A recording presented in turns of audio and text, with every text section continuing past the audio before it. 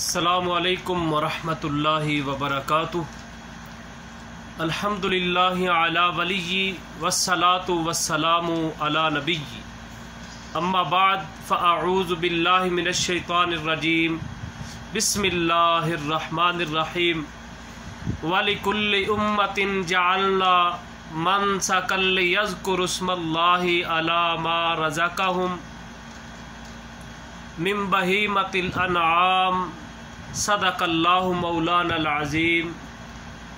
سامعین و حضرات، اللہ مالک العلام کا فضل اور کرم کہ اس مالک کائنات نے آج الحمدللہ چینل پیغام مصطفیٰ خلیل پہ 7ویں اس مہینے کی یعنی ذوالحج کے مہینے کی 7ویں خصوصیت کو آپ دوستوں تک بیان کرنے کی مالک نے توفیق عطا فرمائی ہے۔ ساتھیو صاحبو، یہ مہینہ عظمت والا مہینہ، اسی مہینے میں گھر گھر میں اللہ کے نام پر جانوروں کی قربانی کا فریضہ بھی اسی ماہ مبارک میں ادا کیا جاتا ہے۔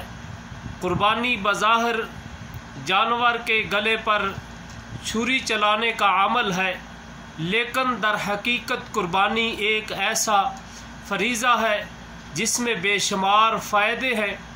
یہ مشرک قوم جو پہلے لوگ یا اس موجودہ حالات میں مشرک لوگ اللہ کے نام کو چھوڑ کر اوروں کے نام پہ قربانیاں یعنی ذبح کرتے ہیں، ان کے مقابلے میں یہ جانور اللہ کے راستے میں قربان کرنا، جیسے اللہ مالک العلام نے سورۃ الحج میں بیان فرمایا ہے، وَلِكُلِّ أُمَّةٍ جَعَلْنَا مَنْسَكًا لِيَذْكُرُوا اسْمَ اللَّهِ عَلَى مَا رَزَقَهُمْ مِن بَهِیمَةِ الْأَنْعَامِ، اور ہم نے ہر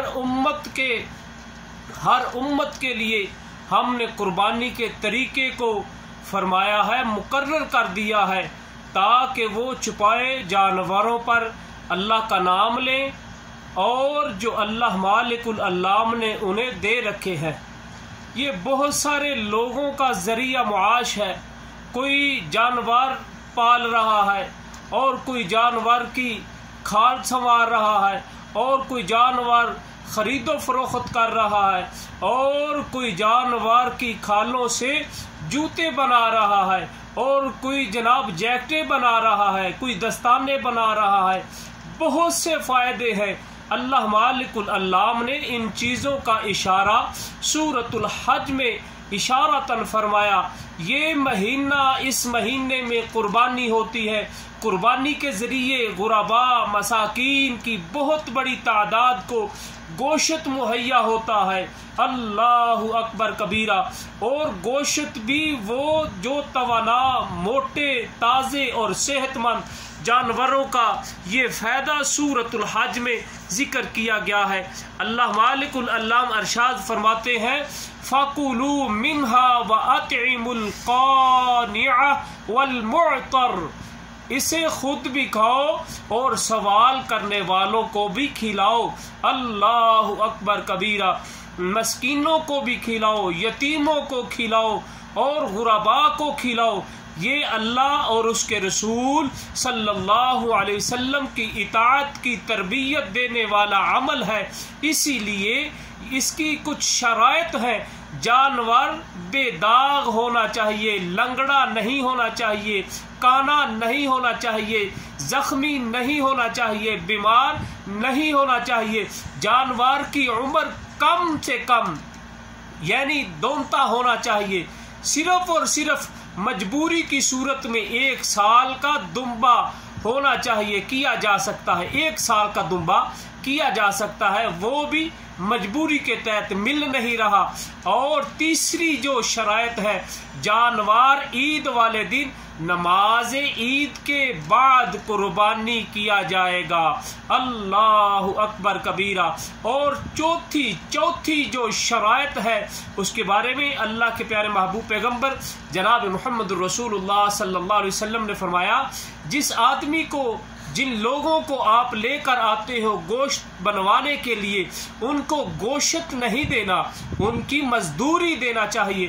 اور پانچویں شرائط اللہ مالک الالام کے پیارے محبوب پیغمبر جناب محمد الرسول اللہ صلی اللہ علیہ وسلم نے فرمایا نیت یہ ہونی چاہیے، نیت کے ساتھ رزق حلال سے قربانی کرنی چاہیے۔ نیت یہ ہونی چاہیے میں جو بھی قربانی میں حصہ ڈالوں یا قربانی دوں وہ رزق جو ہے وہ حلال ہونا چاہیے، وہ حرام کمائی کا رزق نہیں ہونا چاہیے۔ گویا وہ حرام کمائی کا جو قربانی پہ پیسہ لگے گا وہ حرام طریقے سے ہوگا، وہ اللہ کے ہاں قبول نہیں ہوگا۔ اور چھویں شرائط جانور اونٹ گائے بکرا یا چھترا ہو۔ سورۃ الانعام میں دیگر حلال جانور کا ذکر کیا گیا ہے، بھینس، ہرن، زیبرا وغیرہ، اس کی قربانی نہیں کی جا سکتی۔ اور پیارے محبوب پیغمبر جناب محمد الرسول اللہ صلی اللہ علیہ وسلم نے فرمایا جب بھی تم قربانی کے وقت اوزار کو تیار کرتے ہو چھری کو اچھے طریقے سے تیز کر لیا کرو کہ جانور کو پریشانی نہ ہو۔ جانور پہ جب چھری چلے تو جانور پریشان نہ ہو۔ اللہ اکبر کبیرہ، کیسے محبوب پیغمبر، کیسا ان کے دل میں نرم دل اور دل میں کیسی تڑپ اور کتنا ہمدردی والا دل ہے کہ لوگوں کو کہہ دیا جب جانور کو ذبح کیا جائے، اللہ کے راستے میں قربان کیا جائے، جو تم چھری استعمال کرتے ہو اس کو اچھے طریقے سے تیز کر لو کہ جانور تنگ نہ ہو۔ اللہ اکبر کبیرہ۔ تب تو اللہ مالک الالام کا قرآن پاک کہتا ہے حریص علیکم بالمؤمنین رؤوف الرحیم۔ رحیم پیغمبر جناب محمد الرسول اللہ صلی اللہ علیہ وسلم۔ یہ ساری شرائط انسان کو اطاعت گزاری کی تربیت دیتی ہے۔ پھر قربانی کے اس فریضے میں جذبہ اثار، جذبہ سخاوت، بہمی ہمدردی وغیرہ سب کچھ ہے۔ اس میں ہمدردی بھی آتی ہے، خیر خواہی بھی آتی ہے۔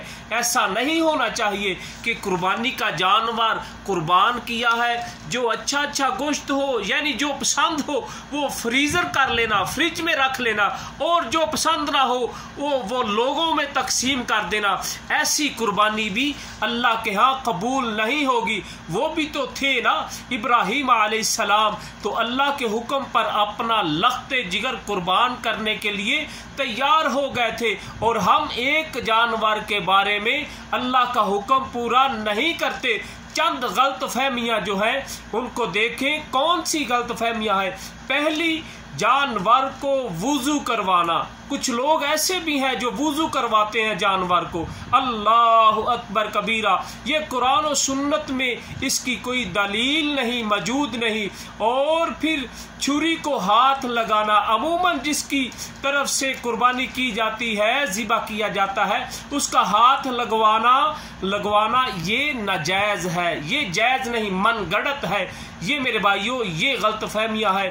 اللہ اکبر کبیرہ۔ اللہ سے دعا ہے اللہ ہم کو جو بھی ہم عمل کرتے ہیں، یعنی قربانی، نماز، صدقہ، خیرات، زکوٰۃ، حج وغیرہ، جو بھی عمل ہو اس کی یہ نیت ہونی چاہیے قل ان صلاتی، اے میرے محبوب پیغمبر قل کہہ دیجئے ان صلاتی و نسکی و محیای و مماتی للہ، تمام کے تمام عمل میرے اللہ کے لیے ہے۔ اگر میں قربانی دوں تو اللہ کو راضی کرنے کے لیے، لوگوں کے لیے نہیں کہ لوگ کہیں گے اس کے پاس تو پیسہ وسائل تھے یہ تو قربانی نہیں دیتا۔ اور ایسا نہیں ہونا چاہیے کہ لوگ کہیں یار اس نے تو بہت بڑا جانور قربان کر دیا، یہ تو ہر سال قربانی کر، لوگوں کے لیے نہیں ہونا چاہیے۔ اللہ کے پیارے محبوب پیغمبر جناب محمد الرسول اللہ صلی اللہ علیہ وسلم کو اللہ نے کہہ دیا، اللہ کہتے ہیں کہہ دیجئے قل ان صلاتی، قل کہہ دیجئے ان صلاتی، بے شک میری نماز وَنُسُكِي وَمَحْيَايَ وَمَمَاتِي لِلَّهِ رَبِّ الْعَالَمِينَ، حتیٰ کہ مرنا اور زندہ رہنا اور مرنے کے بعد زندہ ہونا، یہ تمام قسم کے اعمال جو ہیں ان کا یہی نظریہ اور یہی سوچ ہونی چاہیے کہ یہ میں عمل کر رہا ہوں، اس عمل کرنے کی وجہ سے میرا اللہ میرے پہ راضی ہو جائے، میرا مالک میرے پہ خوش ہو جائے۔ اللہ کو راضی کرنے کے لیے، اللہ کی رضا کو حاصل کرنے کے لیے جو بھی عمل کرے لوگوں کے لیے نہ کرے۔ لوگ تو کہتے رہتے ہیں یہ نمازی ہے، یہ متقی ہے، لوگوں کا کیا، ان کے کہنے سے کیا اجر مل جائے گا، ان کے کہنے سے کیا پیسہ جو خرچ کیا ہے اس کا اجر مل جائے گا؟ نہیں نہیں، اجر دینے والی اللہ کی ذات ہے۔ تو میرے بھائیو، چھوٹے سے چھوٹا عمل بھی ہو اس میں یہ ہونا چاہیے کہ میرا اللہ میرے پہ راضی ہو جائے۔ اے اللہ، جو میں خرچ کر رہا ہوں تیری رضا کے لیے، تیرے کو خوش کرنے کے لیے، تیرے کو راضی کرنے کے لیے، اور تیرے محبوب پیغمبر جناب محمد الرسول اللہ صلی اللہ علیہ وسلم کی سنت پہ عمل کرتے ہوئے میں یہ کام کر رہا ہوں۔ اللہ کے پیارے محبوب پیغمبر کو اللہ نے کیا کہا؟ فَصَلِّ لِرَبِّكَ وَانْحَرْ، بس تم نماز پڑھتے رہو اور قربانی کرتے رہو۔ تو پیارے محبوب پیغمبر جناب محمد الرسول اللہ صلی اللہ علیہ وسلم کی یہ سنت ہے، اور حضرت ابراہیم علیہ السلام کی یہ سنت ہے۔ اللہ سے دعا ہے اللہ صحیح معنوں میں عمل کرنے کی توفیق عطا فرمائے، اللہ سمجھنے کی توفیق عطا فرمائے، اللہ عمل کرنے کی توفیق عطا فرمائے۔ وما توفیقی الا باللہ، وآخر دعوانا ان الحمد للہ رب العالمین، والسلام علیکم ورحمۃ اللہ وبرکاتہ۔